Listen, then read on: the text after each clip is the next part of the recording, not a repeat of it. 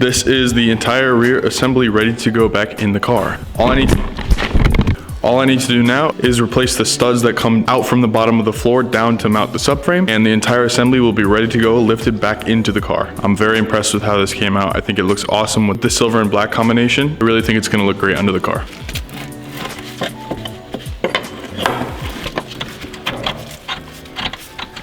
So you think I'm lifting that?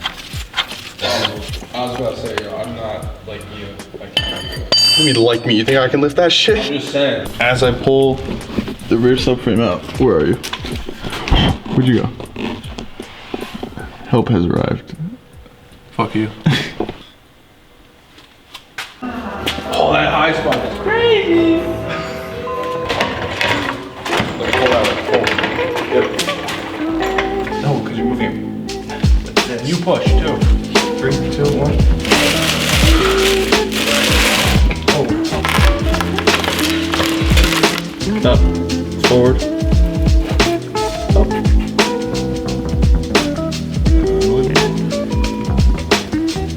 Nope. Fuck, we have to. Ooh, no. It's just we gotta maintain like the level, because right now it's pointed down. You just saw me and Connor try to attempt to lift the rear end of my car back into my car with a normal jack. So shout out to my guy Ayub. I know you're watching this. I grew a pair and I bought a transmission jack. It's a lot better to use for an application like this because it's a scissor lift and it actually goes up level instead of a jack kind of going up at an angle. The problem that Connor and I were running into is that the subframe unit would be at an angle, and since the studs protrude from the chassis straight down, they wouldn't line up with the bushings well enough to fully sit, so it kept pushing like the inner race of the bushing out and it just wouldn't go up straight. So again, shout out to my guy Ayub for recommending me the transmission jack. This was like a lifesaver. Ian just left, but he helped me throw this in, so let me show you.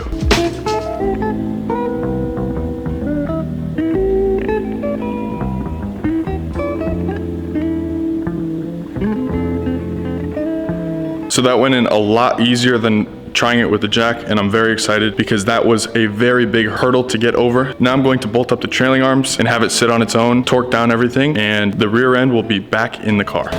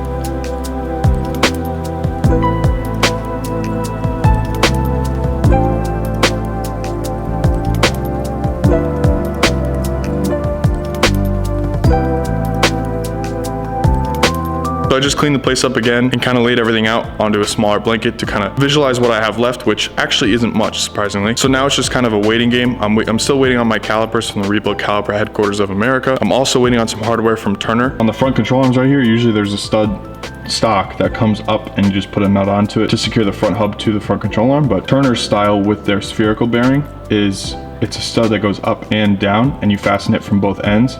They actually never sent that to me with the front control arms, and I did verify this. In my first disassembly video, I had just the sway bars, front control arms, and the transmission next to the car, and I also laid out all the hardware that I got with it, and those studs weren't with those front control arms, so I don't have those, and I didn't realize I needed them until now. So, but other than that, it's just suspension, the front hubs, which are super easy, and exhaust with all the associating heat shielding and stuff. Speaking of, cleaned up the OEM heat shield so I didn't have to buy a new one. Basically what was used here is steel wool and brake cleaner, and it left, you know, some tiny scratching and stuff, but overall it looks much better than what it used to. It's actually silver now, so no more dirty heat shielding. I'm very happy that was able to get revived. But yeah, that's really it.